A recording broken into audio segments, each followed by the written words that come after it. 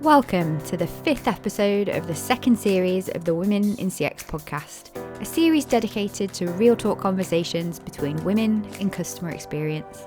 Listen in as we share our career stories, relive the moments that shaped us, and voice our opinions as loudly as we like about all manner of CX subjects. I'll be your host, Clare Muscutt, and in today's episode, we'll be hearing one woman's story about growing up in New Jersey with a single stockbroker mum, her views on putting yourself first in order to succeed, her meteoric rise to CX fame, and her advice on female leadership. Let me introduce you to today's inspiring guest. She began her career in telecom sales with AT&T before breaking into digital marketing at Verizon and most recently heading up CX and employee engagement at Schindler Elevator Company. She's been super busy lately, co-authoring CX books, publishing as a Forbes contributor, being a finalist for CX Leader of the Year, and managing to set up her new CX coaching biz, DoingCXRight. Please welcome to the show, CX sister, Stacy Sherman. Hey, Stacy. Hello. Good morning to me and afternoon to you. Yeah, where are you joining me from today? I am in America, in New Jersey. The view from across from Manhattan. I know that place, Battery Park. I used to look at over at New Jersey. Oh, yes, it's a little foggy today, but yes, it is a garden state. We get a little bad rap sometimes, but it's home. And how are things in America? It's a big election coming up for you, isn't it? In the next few days? It is. It is. And I look forward to becoming back the United States because right now there's a lot of ununited things happening, including families. It's sad. But look, we vote, we do what we can control. Democracy. And exactly. And then focus on where we can make a difference. Yeah, no. And by the time this podcast comes out, we'll have found out the results. So yeah, I hope it's a good one for America. Yes. Anyway, so today, you and I have spoken before, and I had one of the most amazing conversations with Stacy. And I'm going to ask her some questions today, listeners, so you can hear her incredible stories too. We're going to talk a lot about female leadership, and we're going to talk about our moms and the influence our moms have had on our lives and on Stacy's life as she became a working mom. So I hope that's all good with you guys. So Stacy, should we just crack on then? Absolutely. Let's begin at the beginning. Tell me about little Stacy growing up. What was your family life like? And how did it bring you to this point? Yeah, wow, what a journey. So I lived in a suburb, lived a very I figured normal life, but when I look back, it may be not so normal. um, in that my parents were divorced when I was very young, and I had a working mom who at the time I didn't really realize how amazing she was in being a mom, but also working in a field that was not traditionally for women. So she's an options trader. She was on the American Stock Exchange, and she was among the first women there. And I remember being little, visiting her on the stock exchange, and the men lifting her up in the air, and she's doing all the hand signals, and it was complete chaos. Wow. And she's petite like me, so you can imagine this powerhouse in her, and that was my role model. But again, I didn't understand it the way I do now. About her, at least. Yeah. Yeah, wow, stock trader. And at that time, so I'm guessing the 80s. Yeah, 70s, 80s. 70s, 80s. And she was also and still trades now, but it's certainly different with technology today. But also my grandmother was a certified accountant, and so that was unusual then, where there were mostly nurses and more traditional jobs. So you could see how my mom ended up being who she is, and the apple doesn't fall far from the from the tree. Yeah, it's so similar to my experience. So come from a strong line of very, very strong women, similar to you. However, I don't look like my mum or her mum. I look like my my dad's side of the family. But yeah, my grandmother was one of the first women to ever work in laboratories. and was part of the team that developed the penicillin for the war effort. So I always say my grandma helped us win the war. And Definitely. Yes. Big contributor. yeah. And my granddad was like so happy for her to work as well, which was quite unusual in like the that time of the world and after the Great Depression and stuff. And then I guess in my mum, she wanted more for her, so she brought my mum up to believe she could do anything. And my mum went to university, became one of the first educational psychologists, and went on to lead her field in what she did. So yeah, 100% passes it down from generation to generation. And how about your husband? How did he feel about you and your career? Has he been supportive to you? Extremely. When I met him, we actually went to high school and junior high school together, Wow. but never said hello. Oh. It wasn't until we graduated college and came and lived in an apartment complex after college that we really met and spoke. And I believe that was what really attracted me to him, was that I was really independent minded. And Oh, is that your dog? I yes, she's very quiet. She's not helping. It's okay. It's okay. I took Small's collar off, so she isn't jingling, but she sat right next to me now too. Carry on your story. Yes, I forgot that little part. Um, but yeah, so I think that really was a big factor that he I believe that really was a piece, a part was attractive. And then for me, having someone who would be really loyal and committed was something so important to me, having grown up as an only child in my house with a father not in the house and my mother working. I had a lot of people, caregivers come and go. And so to me, that was conscious or unconscious. I wanted someone who I knew would just always be there. Mm, no, that's understandable. And what does he do?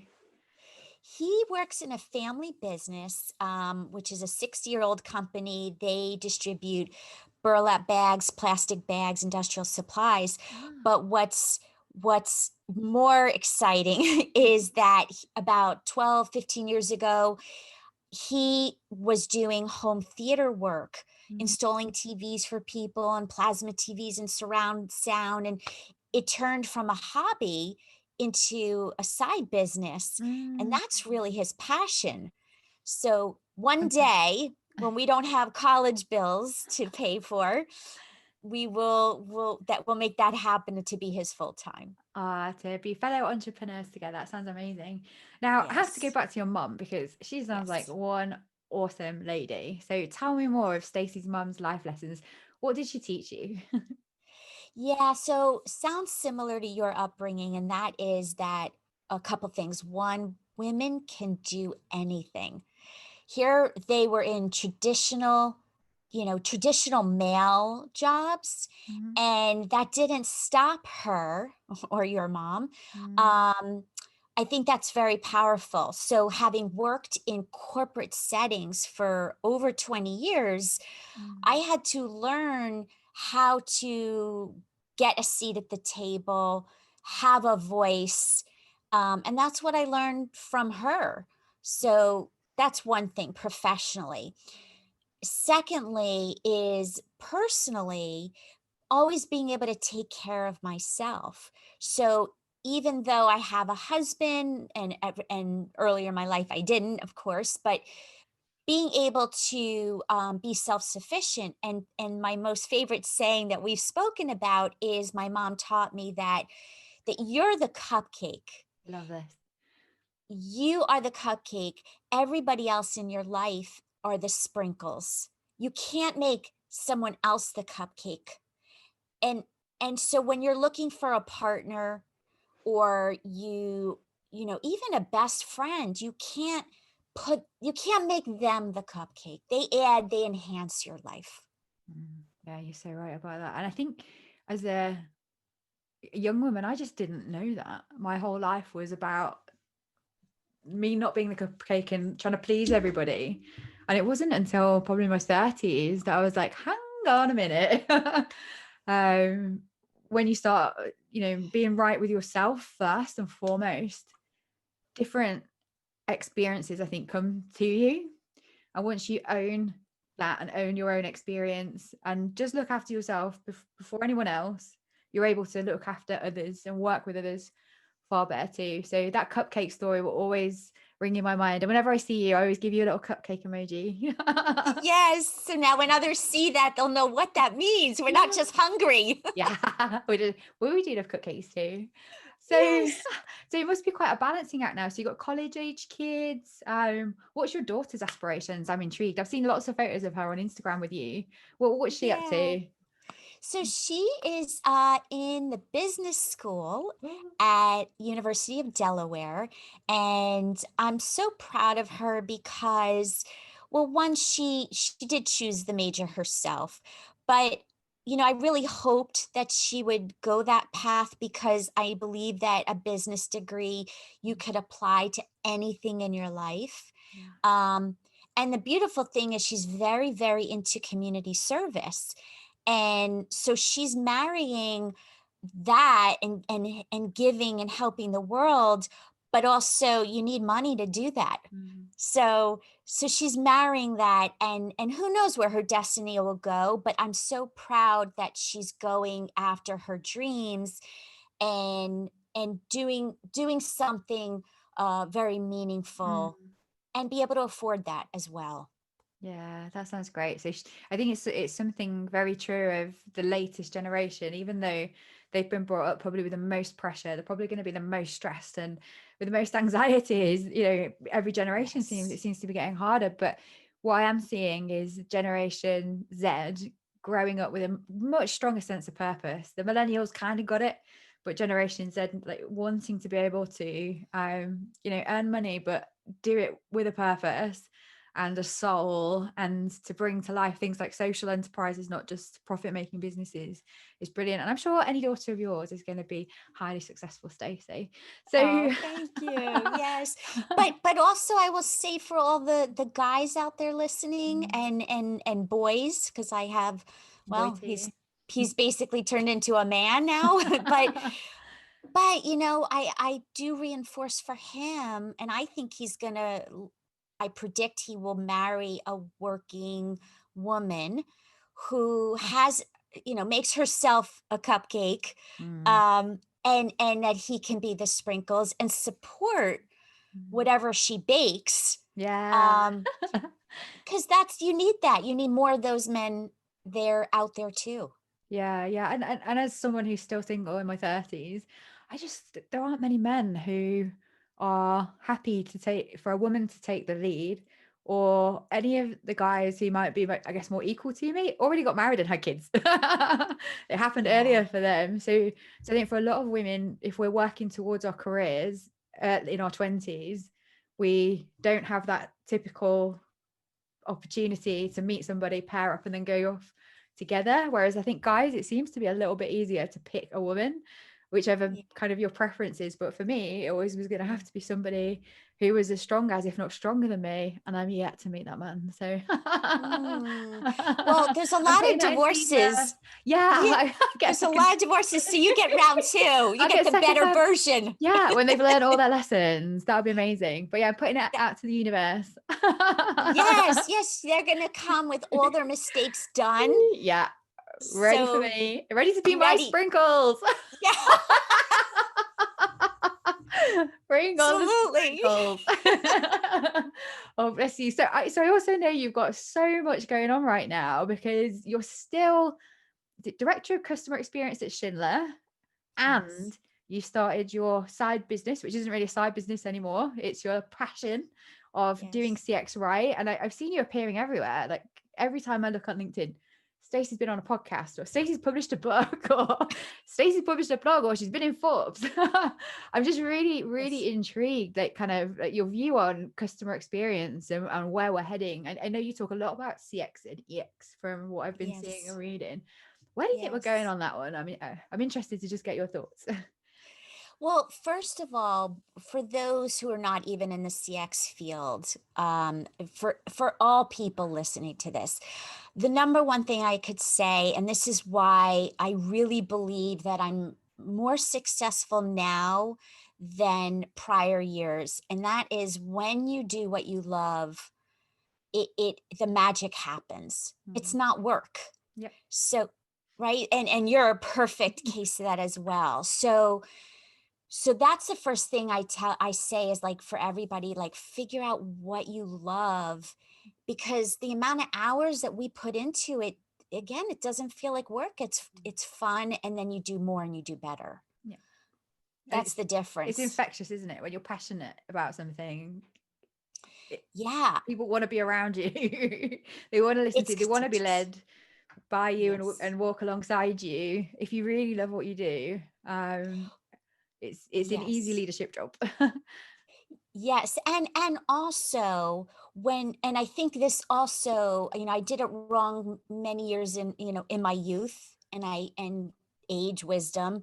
And another thing that's different, which again I feel we share in common, is that when you do what you love and it's authentic, people follow, because I'm not selling. No. I'm never selling. I'm sharing what I know works, and then people will choose to embrace it, follow it, talk to me. That's what it is. Forget all the rest of the fluff. That's people who are selling, selling, selling. It's just a turnoff. Yeah. So back to CX. Yeah. Sorry. We've I, definitely done the women bit, haven't we? But the NCX bit, we probably have to just touch on yes, it a slightly little amongst the bit. sprinkles. Yes, yes. So we'll add a little, yes, nuts or candy to this. Yeah. Um, so I love CX. I fell into it. I was always in marketing, digital marketing and sales for my career. It's very consistent. I'm probably one of the few that I know of my friends who actually went to college and graduated with what they intend, like they do what they intended with a degree. I know a lot of people they didn't know. It's very hard to know at a young age what you want to do. So I was lucky to know that at an early age. And so sales and marketing, many, many years, different corporations, different size companies. And then about 2013, I was working at Verizon headquarters. And I remember my boss said to me, there's this CX thing. It's big. You need to own it now. And I said, well, but I have all this other stuff. And he said, well, and I'm like, I don't even know what CX is. What is CX? What is VOC? All these terms. What? He said, I There's a don't lot know. of acronyms in CX. Yes, yes. Like any medical field, every field, right, has their acronyms. So the point of my story is that he didn't know. I didn't know. I figured it out. Um, and this is also important. I had a boss, and I believe this for whether kids have bad teachers or tough bosses. He wouldn't help me when I needed it. His answer was go figure it out. And I didn't like him at the time. But now I look back and I say, you know what? Thank you. Because now when I'm in a situation and I don't know what something is, I figure it out. And so realize there's blessings in people who are not good leaders, so that you can become a better one. But Bit of tough love yes, goes a long way to teach you, or you learn by your own mistakes rather than someone telling you to avoid them. And when you learn from your own mistake, oh my God, it hurts, but you have learned it for sure. So I'm with you on that one as well. So much to agree on yes. today. Yes, I'm sure we could go over so many more stories. But anyway, so CX, I continued on in 3 different areas of CX. And I'll just highlight the 3 quickly because each one can be an hour long. But it was customer experience within a channel. So e-commerce. How do you make people who go to a website, make it easy for them to buy online and accomplish their goal, online experience? Then I moved over to CX within new product development. So infusing the customer voice before products launch. Nice. And that's huge. Not enough companies do that. They launch and hope it sticks. No, it doesn't work that way. Or the experience is a byproduct of a new proposition, not that the experience, as you said, was baked into the cupcake of of the offer in the first place. Yeah. Well, I'm in CX design, so preaching to the choir here, sister. Yes. It's so intuitive, but how you do it is really where a lot of conversation can happen. And then finally, where I am now at Schindler is that customer experience means a lot through employee engagement. We have over 60 sales offices just in America. We're in all different continents, but how you deliver customer excellence through the front line. That's a whole nother approach. In addition to getting customer feedback directly. So there's a lot of different facets to it, but bottom line is that CX has a role in many different areas. And the reason why I stuck with it and I love it is because what we do is really driving more happiness and satisfaction as employees and customers. If you really like peel the onion here, that's what it's about. So this job is here to stay. Oh, lovely. And I do like what you said there about especially employee experience, because I guess they are customer experience manifestation, right? The customer experience lives through the service that people provide. It's one of the hardest things to get right, but when you've got a culture that engenders that naturally, it makes your proposition so much more powerful. And I just have to say, every time I see a Schindler on a lift, I always think Stacy's. It is the funniest thing, because I get, in the past, before I worked at Schindler, and I never was in this industry before, people would send me pictures of their pets and their kids. Now I get pictures. I'm in an elevator, one of your elevators, on a cruise, or on, not now cruise, but before COVID, like, so funny. I get all these elevator selfies, pictures. like Yes. That's so cute. Oh, bless you. Right, so we've run out of time, unfortunately, but I could absolutely talk to you all day, and I'm sure we'll end up doing a podcast again in the future where we focus more on some more of those CX topics that you just brought up there. But if we could leave your parting words of advice for women in CX, what would your top 3 takeaways be? Yeah, they are summed up in one of my favorite books. It's called The 4 Agreements. And there's 4 agreements. I'm going to tell you, even though you only asked for 3, but 4 is maybe fine. I'll entice people to read the book. Extra value. And we'll put that blog article on the Women in CX website as well when your episode goes out. I loved reading it. So go for it, Stacey. You tell us your 4. Perfect. Yes. So 1 is, don't take things personally. Yep. Number 1. Number 2, be impeccable with your words. People know when you're authentic. People know when you're speaking from your truth, and then they listen. 3, don't make assumptions. It is easy to assume, and so often we get it wrong. So pick up the phone, communicate with your employees, with your customers, with your colleagues and your family. And then finally, do your best. And this one sounds interesting. You say, do your best. What does that mean? And the thing is, we often, especially as women, try to do more than 100%. Yeah. How many times I say, I did 125% today, but there's only 100%.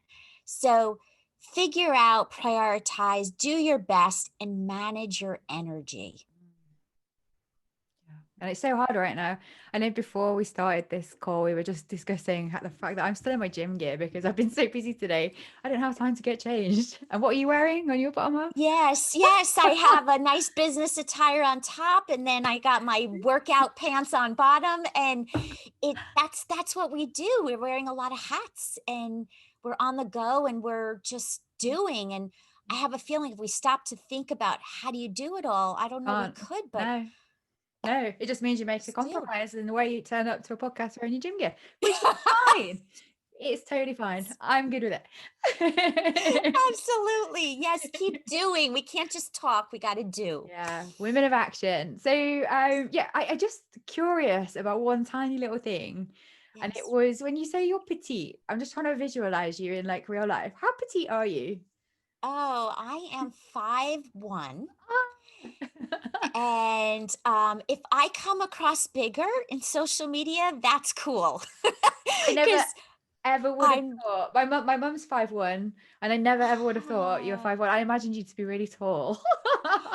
that's great because you know what? There's this is another podcast, but this has been a bias, growing up, being petite, Yeah. people make judgments, and I feel like I had to work harder. Yeah. Looking young at that age and being petite, I had to work extra hard. So good. I'm glad I appear big.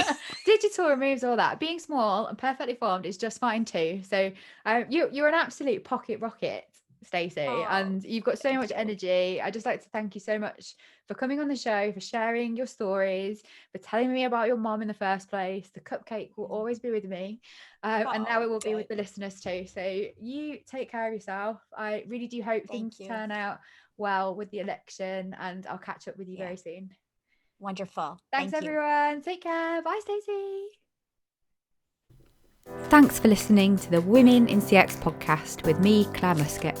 If you enjoyed the show, please drop us a like, subscribe, and leave a review on whichever platform you're listening or watching on. And if you want to know more, please join us at womenincx.community and follow the Women in CX page on LinkedIn. Join us again next week when I'll be talking to another inspiring woman in CX about applying consumer psychology to CX, big turning point moments in life, becoming the CEO of the CXPA, and the importance of giving back to our community. See you all next week.